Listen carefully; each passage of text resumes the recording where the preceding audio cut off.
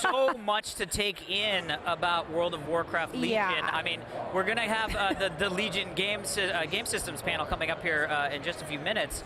But Michelle, what is the thing that you're the most excited about to learn about? I mean, is it class order halls? Is it the artifact weapon? Is it the new class design? That's like making me pick one of my babies, Alex. That's so difficult. This is my favorite game of all time.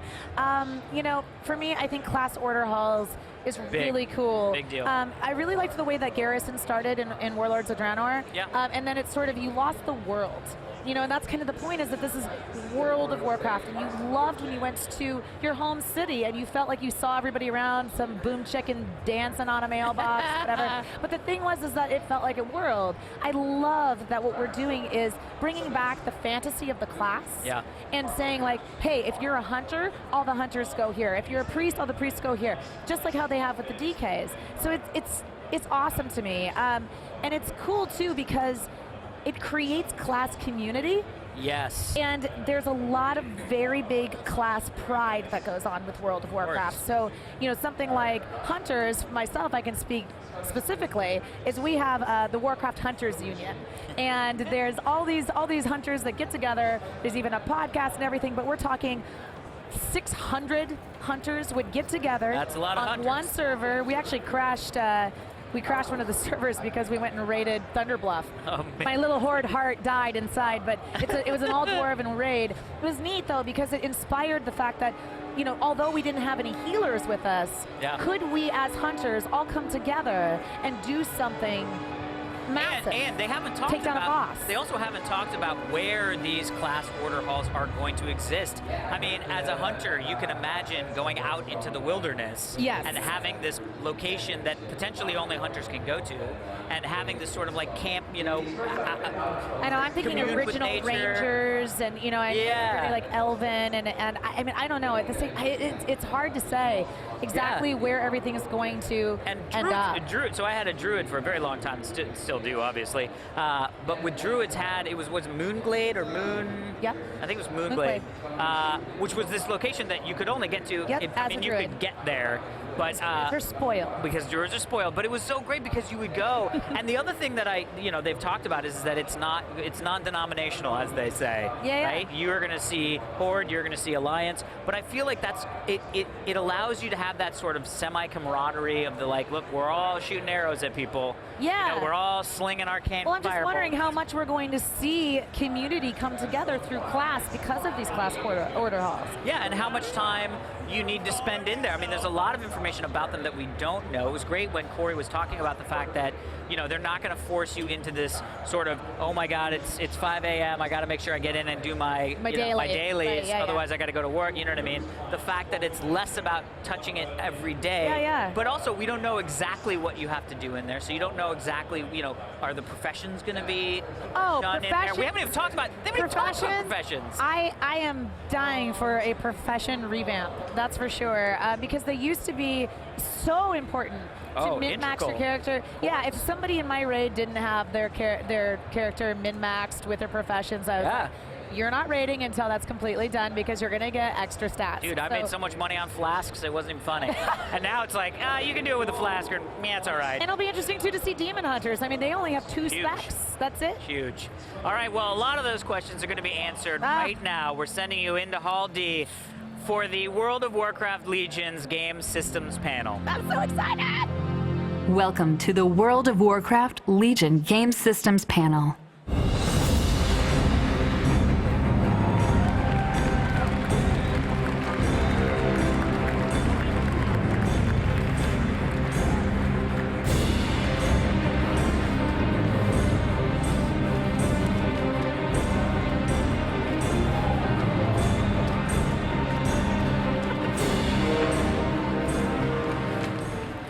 Hello, Blizzcon! Welcome to the World of Warcraft Game Systems panel.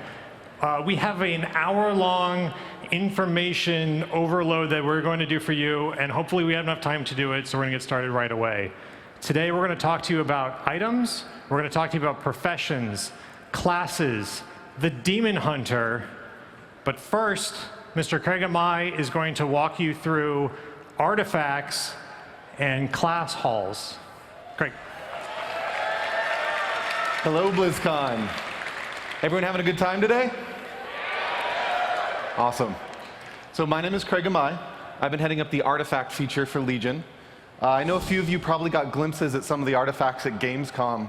What I want to do for you today is I want to dive a lot deeper into the system and kind of show you what it's going to be like to play with an artifact. To do that, I'm going to focus on one specific artifact first. This is not that artifact. Nah, I don't really think that's going to cut it either. OK. Here we go. This is the Deadwind Harvester. This is a scythe created by Sargeras, given to the first Necrolite that he sent to Azeroth. It earned its name and its reputation in part by purging much of the life from Deadwind Pass. Affliction Warlocks are going to be hunting down this scythe and making it their own for Legion. So at the start of the expansion, as a Warlock, you're going to get together with the Council of the Black Harvest, and you're going to open a gateway to one of the Legion's bases deep within the Nether. Things don't exactly go according to plan there, but you do manage to steal a little bit of information about some artifacts that the Legion knows about back on Azeroth, the Deadwind Harvester being one of them.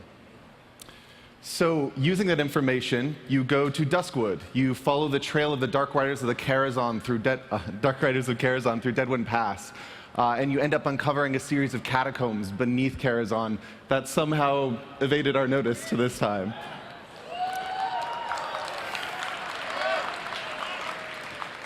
So in those catacombs, you confront the leader of the Dark Riders, and you take the Deadwind Harvester and make it your own. From the moment you have your hands on the scythe, you're going to start feeling some of its effects in combat. This is a soul-stealing weapon, so every time you kill something, the scythe surges with power, and your spells do increase damage for a time.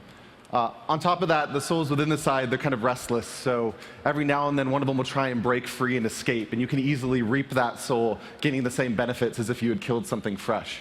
So that acts kind of as a way of reinforcing the fantasy of the weapon, but also as a mechanic that can help you out in certain environments like arenas and raid encounters where you don't readily have many things to kill. So scythe in hand, you head out to the Broken Isles.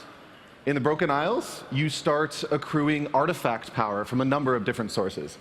So artifact power is a sort of resource that you will eventually use to unlock new abilities within your weapon. It comes from many different sources. It comes from quest bosses and rare spawns. It comes from special items that you find and break open and release the power from to absorb into your weapon. It also comes from things like arenas and battlegrounds. So basically, whatever types of activities you're participating in Legion, you're going to be gathering artifact power along the way, and you're going to be growing your weapon alongside you. So gain enough artifact power, and you can unlock a new trait in your artifact tree.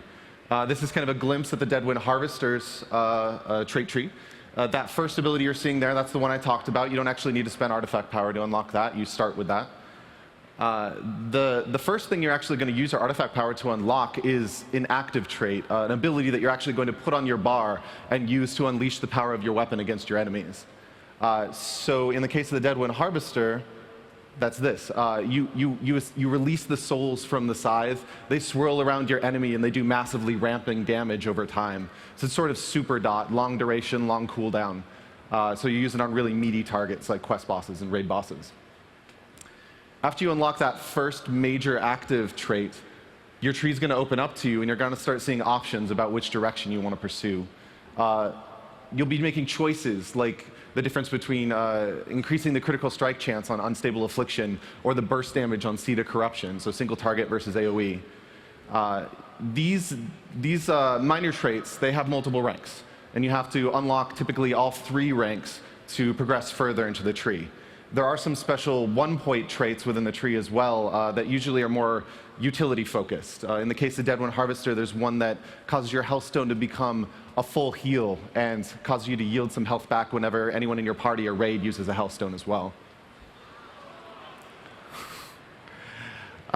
What's really going to be influencing where you go in these trees are major traits at the far extents of the tree. These are typically a bit more transformative, a bit more powerful. They'll modify or add on to major class abilities within your kit, or sometimes to the core artifact ability itself. So in the case of Deadwind Harvester, one of those traits makes every soul you reap explode in Shadow Flame damage, hurting everything around it. There's one for the Retribution Paladins for Ashbringer that causes your Divine Storm to unleash a whirlwind of holy energy in front of you, creating some directionality to your primary AoE button.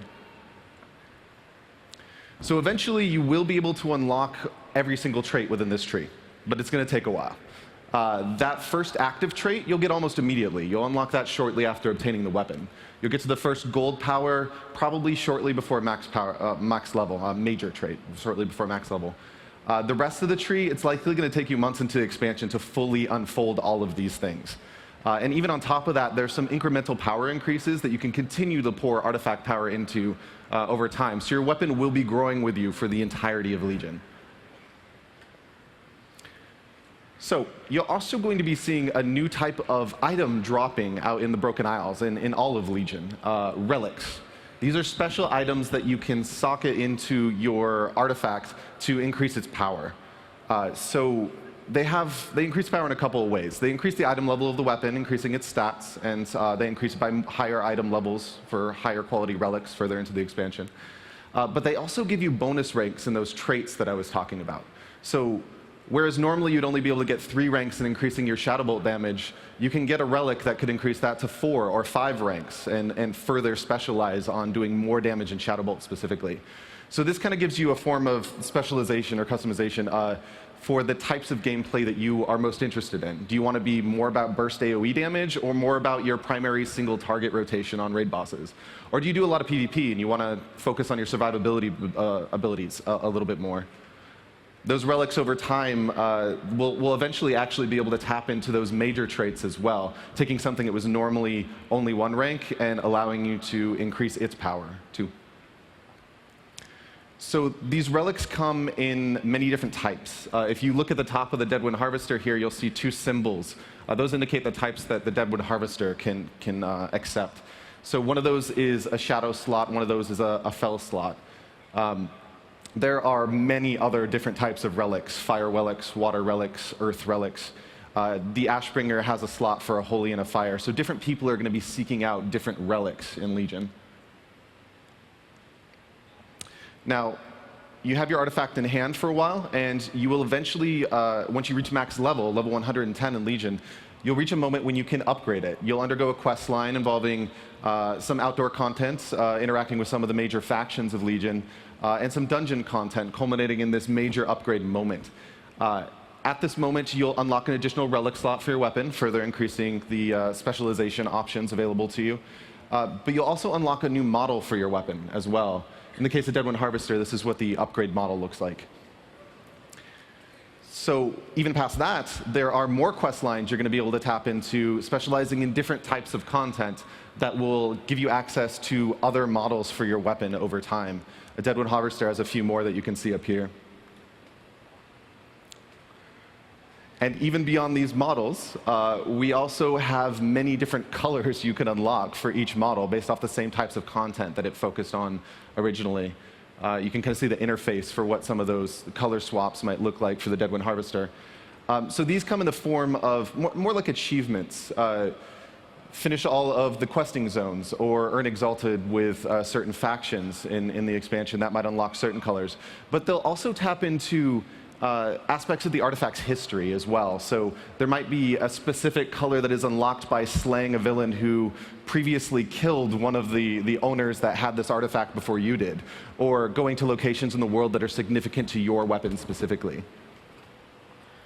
So that's a pretty good overview of artifact systems. There's a lot of things I haven't talked about here, specifically when it comes to the personality of the individual weapons and how you're going to feel them in the world. But I've talked a lot about Deadwind Harvester. I want to give you guys a little bit of a glimpse of some of the other artifacts you're going to see in Legion. So we have a video for you. Enjoy.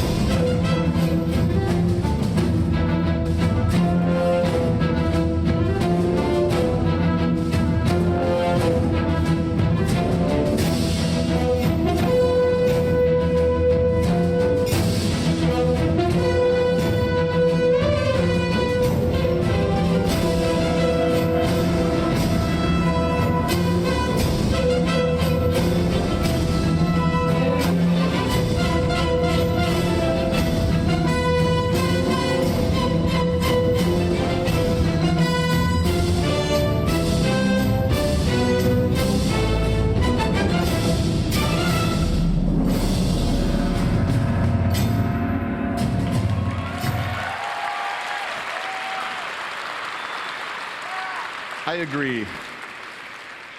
Okay, so I know a few of you probably thought you were done with me after that, but my team is also heading up class halls for this expansion, so I've got some more details to share with you today.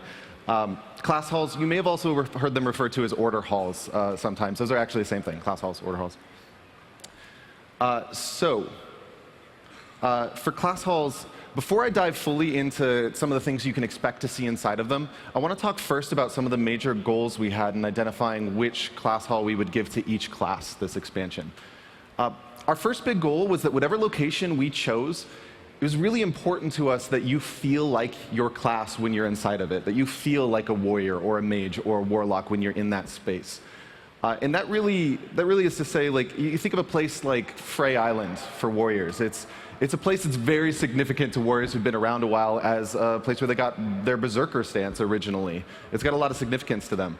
But Frey Islands, ultimately, it's a desert island with some wooden buildings on it. So it doesn't quite meet the cut for what we're trying to achieve with class halls. We want you to feel more like a warrior when you're in that space.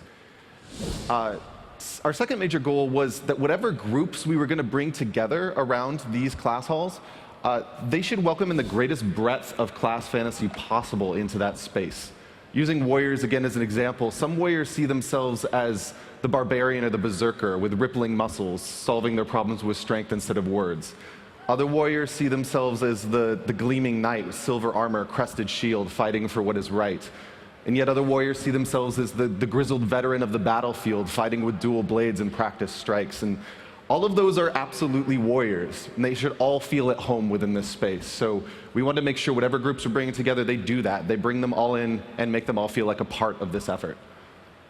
Lastly, these class orders are forming around the threat of the Legion. They are stepping up when the conflicts between the Alliance and Horde are rising, and they are fighting the demonic hordes. They're acting on the front lines. So the groups we're putting forward for this, it's really critical that they have every reason to be that force that stands against the Legion. That again spells the difference between some old groups you may recognize and the new groups we put together to focus on these efforts. So I have to warn you guys ahead of time, I'm not going to be able to show you every single class hall during this presentation. I really want to, but I cannot. We just have too many awesome things to talk about today. So I'm going to show you one class hall. I'm going to talk about how we identified the location. And I'm also going to give you some glimpses at a few others as we talk about the features you can expect to see inside of them. So do I have any druids in the audience today? Hello, druids. So druids are one of the few classes that kind of had a class hall already. Like Moonglade is one of the very first places we thought of when we were trying to identify all the locations for all the various classes. And Moonglade, it gets pretty close to hitting a lot of our goals up there. It welcomes in a very large variety of druids, and I can see the forces of Moonglade standing against the Legion. I think it could do a better job immersing druids in nature, surrounding them with the natural elements you expect from being a druid. I also think that it could create a better home for cat druids and bear druids. It could show the influences of the Emerald Dream better around you. That's something that's really critical to the druid fantasy. So there's some opportunities, but it gets close. Moonglade is right there. At the same time, we have a unique opportunity this expansion. We're going to the Broken Isles. We're going to the forests of Val Shirah, where druidism was essentially born within Azeroth, to a place where many of the most ancient night elves and Tauren basically invented the class for us. So we decided this expansion, we're going to give druids the Dream Grove. The Dream Grove is a place where the fabric between the Emerald Dream and Azeroth is at its thinnest, and you can feel the influence of the dream all around you. It's a secret sanctum, well, not so secret now that I'm telling millions of people. It's a sanctum for druids only that no other classes are allowed into. And it's a place where we can accomplish a lot of those things that we couldn't in Moonglade, to fully surround you with nature and give a home for some of those other aspects of druidism in a more direct form. So this is going to be where druids are going to be calling home for this expansion, Dream Grove. Okay. So let's start talking really fast about some of the other features you can expect to see in class halls, some of the things that you can expect to be interacting with really regularly. So within your class hall, you're going to find a special shrine or altar that you bring your artifact to unlock new traits and swap appearances. It takes different forms for each class. For druids, it takes the form of a tree that grows in front of you, forms a pool of water. You lay your weapon upon it, and you can modify it. In the case of shaman, it's a stone altar on the precipice of the maelstrom that's struck by lightning as you place your weapon down. As you wander your class halls, you can also expect to see your class champions within the space. Now, class champions are a very different breed from the garrison followers you may be used to from Draenor. They're typically much bigger figures, some of them leaders of factions in their own right. And they have a lot more personality. You're going to unfold their backstories over time as you interact with them, and you're going to see them in the world a lot more significantly than you did your followers in your garrison. Within your class halls, you're also going to be interacting very regularly with your scouting map. So this is a new portal to content for Legion. You're going to go to it initially to choose which zone you want to start your questing experience in, but it's also going to continue to expose new content to you over time deep into the max level experience. So you'll be coming to it very regularly. There's also going to be a fair variety of different types of class content you can expect to see within your class halls. Some of that takes the form of those major artifact lines I was talking about earlier that will unlock new appearances for your spec-specific weapons. But there's also intermittent little flavorful things for specific classes. There's demon hunting quests and pickpocket quests that you can expect to see, and I'll let you guess which class each one of those goes with. We also have a very large variety of different features and bonuses that we're putting inside these halls. Some of them shared among many classes, like armor stands to let you show off previous tier sets that you've gained from other raid content. But also a variety of kind of larger, more functional features. The hunters have a lodge in a high mountain where they have a special relationship with the giant eagles that are out in that space. And they can, the giant eagles give them access to a special flight network that no one else has. The druids of Dreamgrove, they have access to the Dreamway, which is a pathway through the Emerald Dream, or I guess more appropriately, the Emerald Nightmare at this point, that lets them reach many other natural places in the world very quickly. And warriors in their class hall, they have an arena where they can spar with NPCs and other warriors for bragging rights. So really, this expansion, you kind of have two different social locations. You've got your class halls where you'll be interacting with other members of your class regularly, and you have Dalaran, which is going to have many of the features that you're used to from a major city, things like auction house, bank, mailbox, profession quests. Two different places for you to spam Thunder Fury and chat.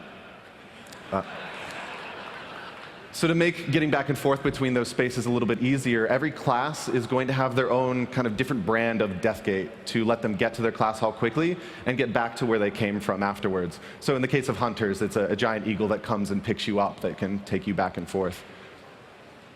So that's class halls. I've been talking to you a long time, and we've got a lot more things to share with you today. So I'm going to go ahead and pass this off to Jonathan LeCraft.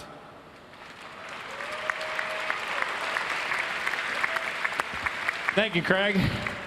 And hello to all you beautiful people. Now, before I get rolling here, let me just ask a question.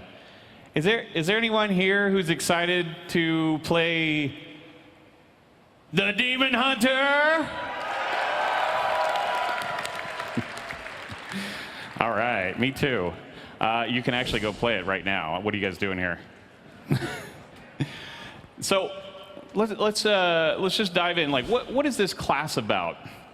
Well, the Demon Hunter it's a dark hero. And I mean, these guys, they've sacrificed their souls just to fight a threat that most people don't even know exists. They are a melee class. They wear leather armor, not often on the shirt area. And they take the weapons of the enemy and they use it against them. So, warglaives, fell magic, sculpted biceps, everything. And they look good. And speaking of, let's just talk for a second about character customization. As you can see, you can choose your horns, your blindfold, your tattoos, custom skin textures. All that stuff's on top of your regular customization options, too. And something I don't think maybe a lot of people have noticed yet is we did actually record, we wrote and record new VO for Demon Hunters. And that's things like train and flirt and silly. And unlike me, some of them are even funny. All right, so what's the point of looking good if you can't kick some ass, right? Havoc. Now this is the fast-paced melee DPS spec with an emphasis on mobility. And their motto is fight fire with more fire. These guys, they have their own custom resource, Fury. And I think if I were to describe Fury, I'd say it's like Rage. But, you know, you throw in a little bit of smoldering hatred and a splash of purple, and voila. But but really though, it's your classic builder spender. You know, you build it up with the small attacks, you use it on the big attacks. Pretty straightforward. So let's talk about how you use Fury. All right. So first up, Demon's Bite. I just want to kind of highlight some of these abilities here. It actually generates a random amount of Fury. And then you've got its big brother here, Chaos Strike. This is your spender. But the cool thing about Chaos Strike is it doesn't actually spend any Fury when you critically strike with it. So between those two abilities, you have a lot of variation in your core combat, just enough to keep you on your toes. And then lastly here, Throw Glaive. This is your ranged attack. Its Fury cost has actually been replaced with a short cooldown, so you can always use it at the beginning of a fight. In addition, there's no minimum range, and it can hit multiple targets. So a lot of places you might actually end up using that, you know, AE or even in melee. Anyhow, I have a short video I want to show you guys. It just shows off some of the glaive animations, and there's a cool attack right at the end.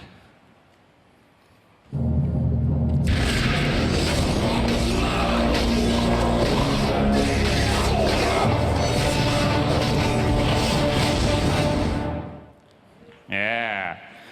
So that last ability is called Blade Dance. Right now it's a talent, although we've been talking about maybe moving that to core functionality. All right. Well, we talked about mobility earlier, so let's dive into how we actually accomplish that for the Demon Hunter. And first up, we've got double jump. I think this one kind of speaks for itself. Yeah. All right. But then we've got double jump's buddy, and that's glide. And you can think of this as it's basically like your own personal goblin glider. I guess everyone's goblin glider is personal, but with demon wings. And the cool thing about both of these is they can be activated with the jump key. So they're not taking up any room on your bar. And then lastly, Vengeful Retreat, Fell Rush. Okay, so these clearly have a lot of damage and utility you're going to use in your regular combat. But two things to note is that they don't require a target, and they can be done while you're in the air. And just to I just want to show you guys how you might move around with these when you're outside of combat.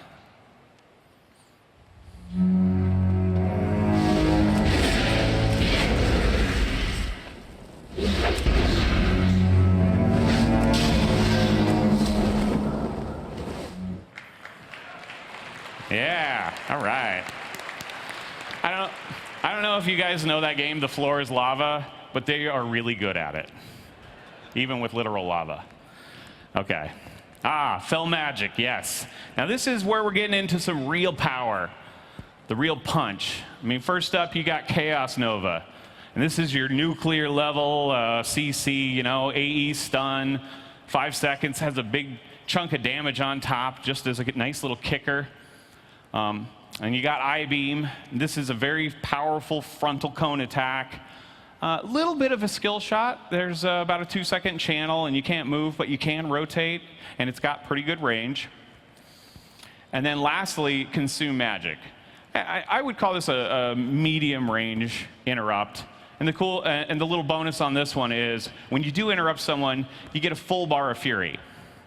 And you can do whatever you want with that. Treat yourself. Okay, so I have a video for iBeam. Yes. All right, let's take a look at that.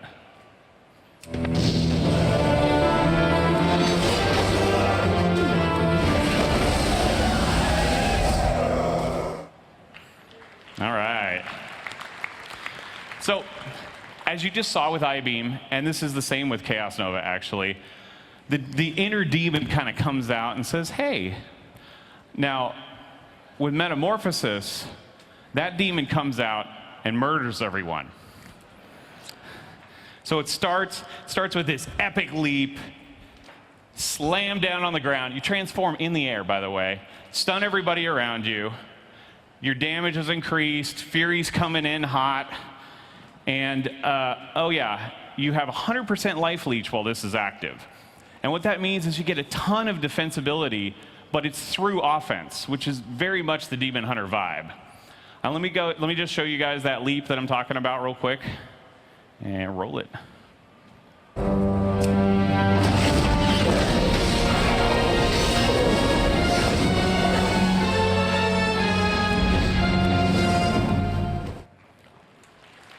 All right, yeah.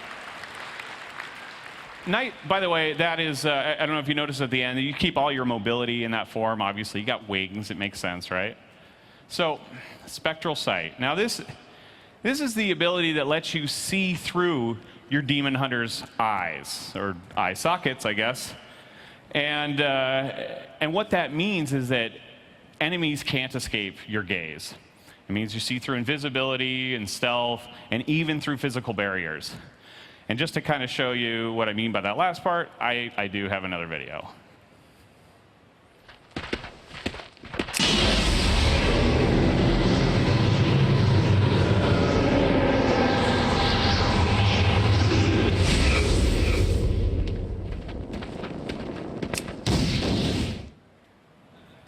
All right, yeah. Hey, we even got a little sneak peek of Throw Glaive in there, too. And that, by the way, they're moving kind of slow in that video because we did have a huge snare on there. That's been reduced already. Yay, buffs. They're happening. So, and by the way, that ability is available for both specs. And so, second spec I want to talk about is Vengeance. Little bit of bad news that I don't have a ton of abilities to show you or like really heavy-duty details because it is still in development. But there's a few things I can talk about. First up, this spec is a Demon Inquisitor, which means they've really mastered the art of extracting information from the enemy. And they do this by inflicting pain through fire. So, you know, you've got Flame Whip, and you've got Firebrand, and Immolation Aura, of course. And in doing so, like, with this close proximity to demons, they have also picked up a lot of protective spells. Some of those are disruptive, some of them protect the Demon Hunter, some of them even protect other people. And then on top of that, you know, we've got the glaives, and we're kind of looking at some parry stuff. Anyways, I don't want to talk about too much stuff that's not really in yet. And then lastly, they, of course, have their own Metamorphosis, and this is going to be very different from the other one. This will be a very strong defensive cooldown, not necessarily tied to offense, because you don't always have that option as a tank. But, you know, kind of look at it, you think of it almost as like an immovable object. And what's really great about this form is it lends itself naturally to a lot of modifications through talents and artifact traits and the like. And that's unfortunately all I have for you guys today. But I am going to pass it off to Chris Zierhut, and he's going to tell you about all the rest of the classes. Thank you. Hello, Blizzcon. It's great to be back here again. I'm the lead class designer on World of Warcraft. I'm going to tell you a little bit about class changes for Legion. And Craig told you a lot about what we're doing with class fantasy and really delving into the fantasies with your class order halls, with your artifacts. We felt for class design, this was the perfect time to take a hard look at our classes and make sure they really deliver on the fantasy that they're about. So that was our goal, was to strengthen class and specialization fantasies. Now, what exactly makes a strong class fantasy? What does that even mean? We thought about it a lot, and it came down to three things for us in World of Warcraft. First, the class feels immersive. You feel like everything you do is completely involved in what that class is about. The abilities you're using, the names, the abilities, the animations, how they work together, it's all about that theme. They're distinct. They feel completely different from each other. Each class, each spec has some mechanic, some ability, some capability that nobody else has that's unique to them. And they're empowering. You feel like your character is powerful, you have total control over what you're doing, you can accomplish these things you set out to do, use your abilities the way you want to use them. It doesn't mean you're overpowered, you can just destroy everything, but that you have total control of your character. So, how do we go about making some of our classes a little bit more empowering? One great example of a place that wasn't empowering our game was Death Knight runes. You've got 6 runes of 3 different types, you also have death runes, and they all have different cooldowns and when they're coming up and when you have them, and you can't push the button you want to push when you want to push it because you're waiting on that rune to come back, or crap, I screwed up and I don't have the death rune I needed. So we cleaned all that up. There is now one type of rune. You still have 6 of them. The way you use your abilities together still matters, but you don't have to worry about staring at the UI. Instead, you're using the ability you want to use when you want to use it.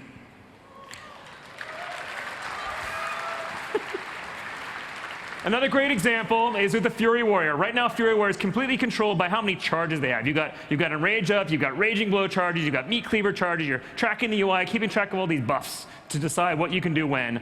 Cleaned all that up. When you push Whirlwind, your ability's AoE for several seconds afterward. No need to pay attention to Meat Cleaver anymore.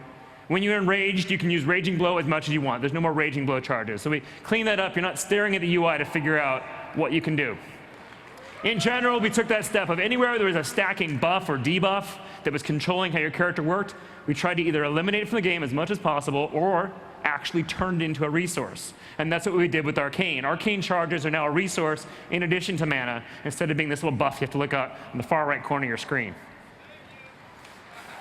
On top of that, we really felt like Arcane was a spec that had a really strong fantasy, but when you actually played it, you didn't feel powerful. What it came down to is there's a very specific sequence of push this button and this button and this button very, very carefully, and if you screwed up and pushed Arcane Blast a few too many times, now you're stuck for the whole rest of the fight. You're not, you've spent too much mana, you're not very powerful. The way Arcane mana worked is the more mana you have, the more damage you did. If you spent too much mana, now you're not very good. So we said, let's keep Arcane the way it is, but let's try to fix that problem. So their new mastery, it's called Savant. What it does is it increases how much mana you have, which works really well into how Arcane works, because if they have more mana, they can spend more mana on Arcane Blast. They can do more blasts. So the higher your mastery gets, the more often you can do that heavy burst damage. But even more importantly, because your mana level doesn't matter anymore, you can do it when you want to do it. You've got control of your character again. In addition, it also increases how much damage the Arcane charges increase your Arcane Blast and their spells by. I want to talk to you a little bit about how we made the classes more distinct. Survival Hunter. You probably heard Ian Hazzikostas at Gamescom hint they were going to have the Eagle Spear as their artifact. Well, it's a spear. That's a melee weapon, right? So going back to old 2004 World of Warcraft, Survival Hunter is going to be a melee spec, going toe-to-toe in melee combat with their enemies, with their beasts fighting side by side with them with a spear. Abilities like Harpoon, Raptor Strike, Mongoose Bite, Lacerate, all that stuff you remember back, but actually awesome this time. We took a hard look at the Discipline Priests. They really have always felt a little bit too much like just sort of a different flavor of the Holy Priest and didn't have enough of their own unique, distinct mechanics. They have Power Word Shield, and that's cool and that's fun, but that's too narrow. There's not enough there. So we decided to make them really different from other healers. They have this other mechanic called Atonement. We decided to double down on Atonement. It is now their core healing mechanic. The way they heal is by dealing damage to their enemies. And that's how they get their primary means of healing. Very different from Holy. Similarly, our rogues always kind of felt similar to each other. In particular, Subtlety has this really cool, strong fantasy of being the master of shadows, the ninja, who teleports from place to place, moves around the battlefield. How could we strengthen that and make that even more distinct from the others? They have this really cool ability called Shadow Dance. It's a cooldown that lets them use their openers over and over again. But is there a better version of Shadow Dance? So we redesigned Shadow Dance. It's now a passive ability. Every time you do a finishing move, you have a 20% chance per combo point to re-enter stealth. And that stealth does not break from taking damage. So you have a chance to figure out what you want to do a new opener, do that core routine that every rogue really wants to do. You do your opener, your combos, your finishers, and repeat. No other rogue gets to do that. It's very distinct and different. To add further to that, we added one of my favorite new abilities because it really feeds off Shadow Dance. It's called Shadow Strike. What it is it lets them teleport to a target anywhere in the battlefield and do ambush-level damage to that target as an opener. So you're fighting away at a target, you cheap shot, do some combos, do a finisher, teleport across the room, beat up that guy, they all come for you, you teleport again somewhere else. You're a true ninja, moving around wherever you want to be. It's going to be a lot of fun. Along the way, some generic rogue abilities, things that were cool but not really part of that fantasy got removed, like Honor Among Thieves, but it's been replaced by things that are much more central to that fantasy. Finally, I want to talk to you about how we made the game more immersive. Let's start with the Demonology Warlock. So we think back to Warcraft, Orcs versus Humans. Warlocks were about summoning demons and using them to destroy the Alliance, right? Somehow over the years, we kind of got lost from that on the Demonology Warlock. They're about turning into a demon. They should be about summoning demons, hordes of demons to destroy their enemies. So we completely redesigned the Demonology Warlock. They have more new minions to summon than ever before. Buffing them and sending those minions out to attack is a core part of their combat rotation, but they're not about turning into a demon anymore. Metamorphosis is really the domain of the Demon Hunter, but Demonology has even more cool stuff to replace it. A similar example can be found with the Guardian Druid. You imagine a Guardian Druid, they should be like a grizzly bear, this giant wall of flesh and fur and bone that you just can't get past. It's immovable. But instead, they're all about dodging from place to place. Like, it doesn't make any sense.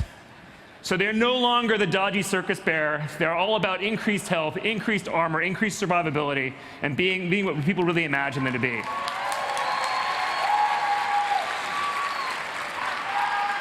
Finally, on the topic of immersive, we took a hard look at the Shadow Priests. They always kind of felt like the poor cousin of the Affliction Warlock. They've got lots of cool things. They've got mind abilities, they've got damage over time, they've got vampiric abilities, but they don't really fit together into a cohesive whole. So we thought, well, what is a Shadow Priest really about? They're about tapping into the powers of the Void. And who controls the Void but the old gods? And working with the power of the old gods, that causes you to, well, if you think about the Cho'Gall encounter or fighting Yogg-Saron, you slowly lose your mind. You go insane. So the new resource for Shadow Priests is insanity. They no longer have mana or shadow orbs. They tap into the power of insanity, gradually going more and more insane and using that as a source of energy. Their shadow form gets darker and darker. They start to grow tentacles from out of their body until they transform into void form. As insanity builds, they get stronger and stronger. As they enter void form, they get more and more powerful the longer they can stay there. But insanity was not meant for mortal men to control. They can only hold on for so long. Their insanity slowly drains away, but the more insanity they can generate while they're there, the longer they can stay there, the more powerful they get. So they have ultimate but fleeting power they have control over.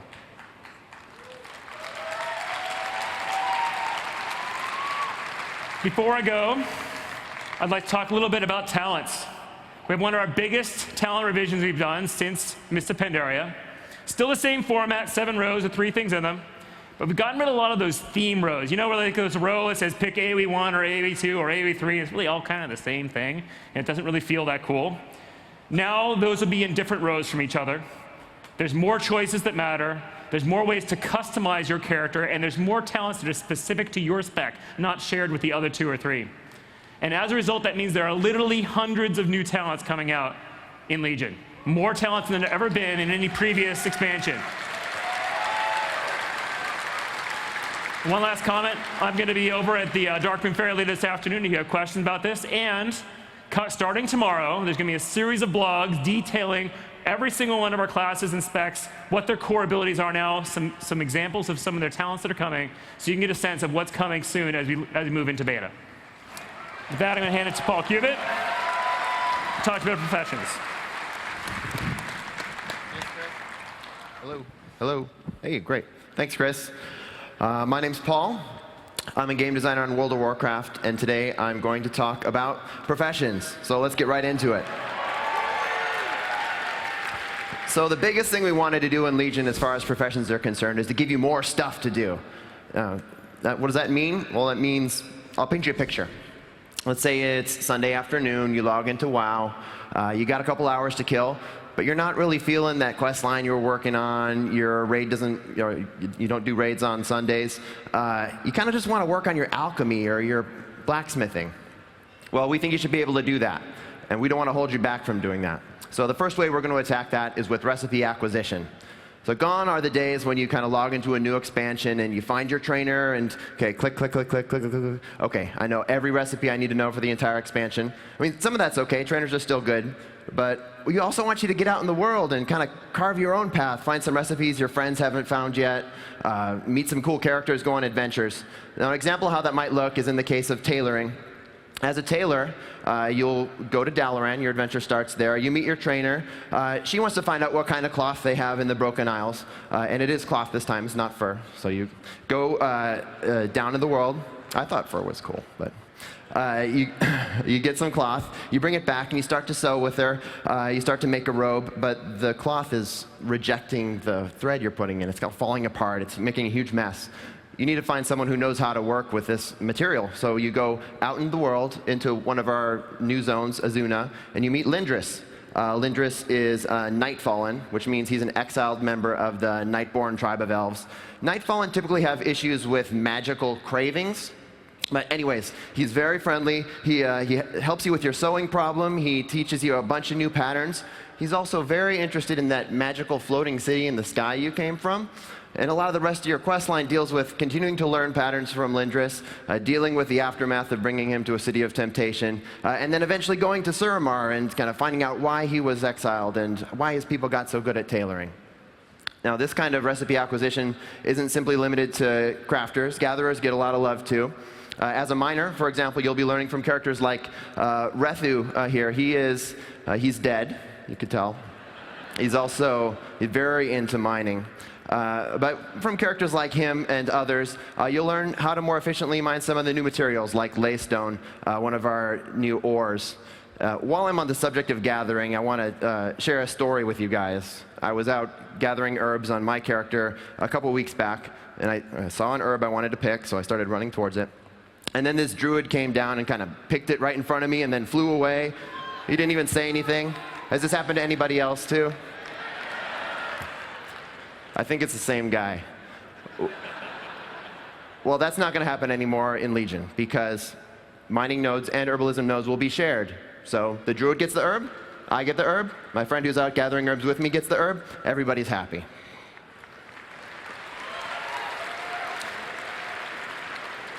So, okay, you've gone through the mining or tailoring or whatever the recipe acquisition is. You've learned all your recipes. You're done, right? Well, you can be if you want to, sure, but if you're really interested in continuing to work on your professions, like I said, we don't want to hold you back from doing that. So we have the concept of recipe ranks, where there's 2-star and 3-star recipes out in the world, some of which are very rare and prestigious. You can go hunt down and earn, and they'll make you more efficient at making the things you already know how to make. Here's an example of how that looks in our UI. So you can see this guy, he's got a 2-star rating in Binding and Mastery there, and one. Actually, you know what? This UI is starting to look a little cramped and maybe a little dated. Let's just blow it out a little bit. Much better. OK. So maybe a long overdue update to the trade skill UI. But yes, you have the bigger list of recipes on the left, details of the selected recipe on the right. A couple things I want to point out to you. There's also a favorites list up at top. So maybe you're that alchemist who says, I just make flasks, man. That's all I do. Great. You can take those 1 or 2 flasks you make every week, pull them up to the top. You don't have to look through 400 potions anymore. I also want to point out that there's a learned and an unlearned tab as well. So now you'll be able to see the list of recipes you don't know, as well as details of where to find them. You can complete that collection. Now, going back to those 2-star and 3-star recipes, those are mostly going to give you efficiency. You're going to get more efficient, craft with fewer materials, less time, and so on. If you want to make something more powerful, then you need something called Obliterum. Now, Obliterum is this demonic ash or dust that you can use to increase the power level of your crafted items. And interestingly, it comes from crafted items. So I'll explain. Once you hit level 110, you're going to stumble upon a quest line which will culminate in you building this big, radical, demon hunter-inspired forge in the middle of Dalaran called the Obliterum Forge. And you can use that to convert crafted items you no longer want or need into Obliterum. Maybe you're a jewel crafter, and you want to make yourself a ring with just the right stats for you. So you make a ring, and of course it has the wrong stats. So you do make again, and 3, 4, 5, 6, 7 rings until you've got the one, the exact ring you wanted. Perfect. You put it on, seems to fit all right. Now with these other 6 rings, you could vendor them, sure. You could sell them on the auction house, or now you could take them to the Obliterum Forge, convert them into Obliterum, and use that to increase the power level of the ring you're already wearing. So bringing it all back.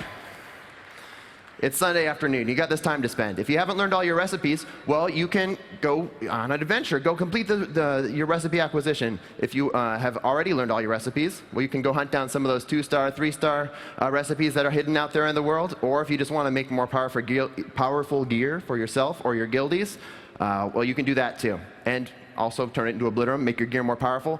Plenty of stuff to do. You shouldn't be running out of content. Let's talk about some of the things you'll be making. We want crafted gear to feel special. It shouldn't just be a carbon copy of raid gear. One of the places I think we've done that pretty well in the past is in the case of engineering goggles. They don't feel like normal helms, and this expansion is no different. This time they're made out of guns and gun parts. So there's actually like a gun here, and a scope here, and a trigger here. And the reason why you'll find out when you play through the quest line as an engineer. But as a result, you can shoot bullets at enemies with your head, which already feels very different than any other helm in the game. Different doesn't always mean adding a clicky effect. Take, for example, this necklace here. All high-level necklaces and rings made by jewel crafters have a guaranteed gem slot in them, which is already different than anywhere else in the game. And it's also smart of the jewel crafter, right? Because they can sell you the gem along with it. Like, would you like some crit with that? But in addition, this particular neck has a class-specific buff on it. This is for a warrior. So if you're a warrior, you want to get that buff. One of the best ways to do that is to hunt out a jewel crafter or be one yourself. Let's talk about inscription. Where are my scribes at? Hi, scribes. OK, in Legion, there's going to be a lot of ways that you can customize the way that your character plays. We have all those talents that Chris talked about. We have PvP talents, which we didn't talk about today. We have the artifact and the artifact traits. All these are going to greatly affect the way that your character's rotation works. And with all this customization in place, glyphs were starting to feel a little redundant. So in Legion, we've removed major glyphs from the game. They no longer exist. I can already hear like murmurs from scribes going, no, no, my cash flow, why are you punishing us? Well, we're still thinking about you guys, don't worry. First of all, you still make the powerful Dark Moon cards, the trinkets that are as desirable as they've always been. Secondly, we still have minor glyphs. These are the more player preference or cosmetic glyphs. And they're going to work a little differently. Instead of being learned, they're going to be applied as a consumable directly to the spell. It's kind of neat. You just right-click the item, and then it opens up the spell book, and you apply it to the spell. And then you can see the effect of the glyph on the spell there.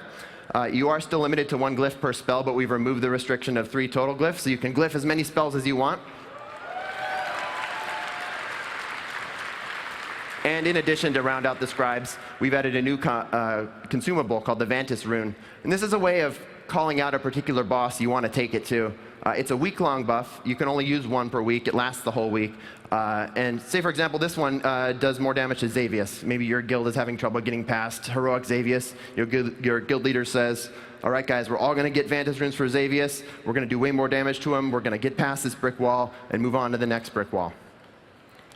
OK, I'm going to talk real quick about all the secondary professions that we share. Archaeologists are going to be taking on an expansion-length campaign that's revealed over several months. It's going to take you to all the different corners of Azeroth. Well, you're going to find lots of cool things to display with a particular focus on things that you can use, equip, wear, use as pets, and so on. Cooking. This here is Nomi. You may remember him from Pandaria. He's grown up a little bit. He's going to be joining your team again as your sous chef. You bring him ingredients, and he's going to help you discover some new recipes that you can use with those ingredients. Also, for the first time in World of Warcraft history, you will be able to cook bacon.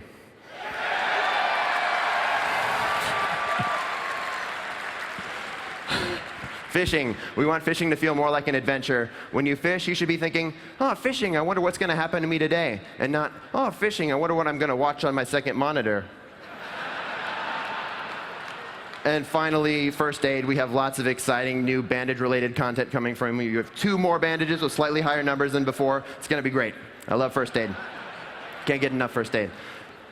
So there's a whole lot more we have planned, but that's all the time we have for professions today. Coming up next, Matt Goss is going to talk about items, itemization, and a little bit more. All right. Thank you, Paul. So coming into Legion, we really, our main goal for itemization was to bring excitement back into the world. And one of the ways we did this is we went back to a system that we used to have in WoW and thought, what would happen if we actually took it and put it into Legion? So maybe these items will look familiar to you guys. There's a freezing band. These are all classic items, Cloudkeeper leg plates, Cloak of Flames. So these were rare world drops, and we said this is a system that we want to take in. So what would these look like in Legion? So these are items that are rare. They drop from anywhere in the world. So if you remember back to Classic, you may have only seen 1 or 2 of them as you were playing through. We want to make sure that the power of these is actually relevant through the expansion. Because they're rare and they're hard to find, we want to make sure when you get one, it's actually something you want to keep and hold on to throughout the expansion. And finally, we want to kind of expand the unique effects that were there in Classic. And you saw a lot of role-specific effects or something that's very specific to, or more utility-based. We actually wanted to do effects that are role-based or class-based or maybe even spec-based. So, all right, so if you go back and you think about what it was like in 2004, and these were epic items, right? So they stood out. You maybe had some, a full set of blues, but purple items are really, really hard, really, really hard to get and hard to see. So what would this look like in Legion? So what these items look like in Legion is they look like this. So yes, it is a legendary. So this legendary actually has an effect on it where your damage over time effects and healing over time effects have a chance to do their full duration of the effect that's left every single tick they go through. So yeah, it's pretty big. So if you're an Affliction Warlock, if you're a Resto Druid, this item is amazing. If you're not one of those people, maybe one of these, maybe one of those, or maybe one of those will be useful. So we're going to make as many as we're going to try to make a lot of these and actually kind of spice up the item game a little bit more.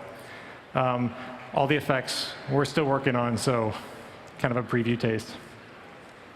All right, so in addition to legendaries, I should also mention too, so when we say that they're rare, it doesn't mean that they're fully random, and I think that was probably one of the things we wanted to fix when we looked at the original system. So for Legion, we'll actually have better ways for you to find them. We'll have ways that you can target specific ones. We'll have more details about that in the future. So also, in Legion, every item that drops in the world in Legion can actually scale up, and farther than Warforged, actually can scale all the way up to the best items in the game. So I know what you're thinking. You're thinking, oh my God, I'm going to have to run normal dungeons for 20 hours in order to get gear. And that's not the intent. And the intent is still the best way to get gear is going to be the most difficult content. If you want higher item level, you're still going to go do higher difficulty content.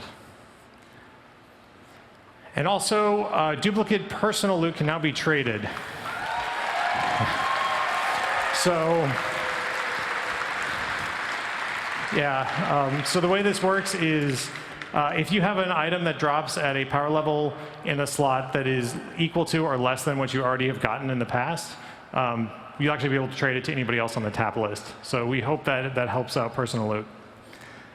All right, so let's talk about something completely different. Let's talk about transmog. So we love transmog, and we knew that there were some problems with it that we wanted to address. And so our goals coming into Legion were pretty clear. We wanted to get all those items that are in your bank, in your inventory, in your void storage. We wanted to help you clean those up. So if you're keeping those items around, we want to help with that. We want to expand customization as well. I think there's always more things we can add, and there's a few more that we're going to be able to do. And finally, collection. And if you go to, my bank, I'm sure a lot of these guys and a lot of you guys, the reason you're keeping these around is because you like the collection part. You like having your tier 1, tier 2, and kind of checking those things off. So we want to keep that feeling going forward. So we're going to introduce the wardrobe. So the wardrobe, as soon as an item is bound to you, the appearance is automatically unlocked into your collection. And once you unlock it, you can toss the item You can get rid of it, DE it, obliterate it, whatever you want to do. And yes, so it's account-wide. You have to be able to equip the item in order to unlock it. So if you have, but what it does mean is if you have a paladin who has just a plate chest piece, and a death knight who has a plate chest piece, it will unlock when one of them gets it. So it's pretty cool. So this is what the UI looks like. So yeah, so the left side is going to look very familiar to you. That's kind of the where you can see which items are currently transmogged. The right side is the new wardrobe UI. So when you're transmogging at a vendor, you'll see this UI. When you're out in the field, you'll actually see the wardrobe UI, so you can kind of keep track of your collection and what things you want to get. At the top, you can see a bar that says 16 of 527, so that's how many helms this person has unlocked. They have a lot of work to do. And we also wanted to, again, going back to the customization options, one of the biggest pains with transmog is you're kind of keeping sets together, and it's hard to keep track of which items are where. So we've added outfits to transmog as well. So outfits are pretty simple. You can just store what you currently look like as an outfit. But what's also cool is you can actually link that outfit to other people, and so they can take on your outfit. Even if you don't have all the appearances unlocked, it'll actually give you kind of a little bit of a shopping list to find those things in the future.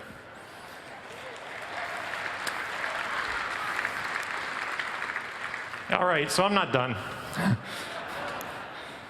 So when you log into Legion, every item that's in your bank, your void storage, your inventory, they're automatically going to get put into your collection, assuming that they're bound to you. We are also going to go back and look at every quest you've ever completed, and we're going to unlock that appearance. That includes items you may not have even chosen. So, yeah. So if you had a choice between the chest piece and the shield, we're just going to unlock both of them for you. All right, still not done. So you can also save different outfits per specialization. So let's say you're a Shadow Priest and a Holy, your two specs are Shadow and Holy. When you switch to Shadow, you can actually save out a completely separate transmog look, so whenever you change specs, it'll keep up with you. Still not done. So you can actually hide slots. So if you want to hide your cloak and your helm, you can actually save that out per outfit. So if you really like the pirate hat, you can keep the pirate hat in that outfit, but not in your other outfits. We're also allowing you to hide shoulders in Legion. All right, still not done. 3 new transmoggable slots. So first one, weapon enchants. In Warlords, we introduced the enchanting hut with illusions. You can now get through those. We're unlocking shirts. And finally, we are unlocking tabards. So yeah, we're really excited about that. All right, guys, thank you so much. We are out of time today. It's as much as we could fit in. Please send us feedback on everything you've seen.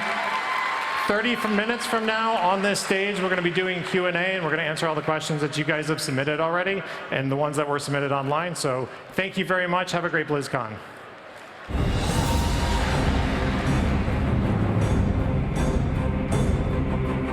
Thank you for attending the World of Warcraft Legion Game Systems panel. Up next, World of Warcraft Q&A.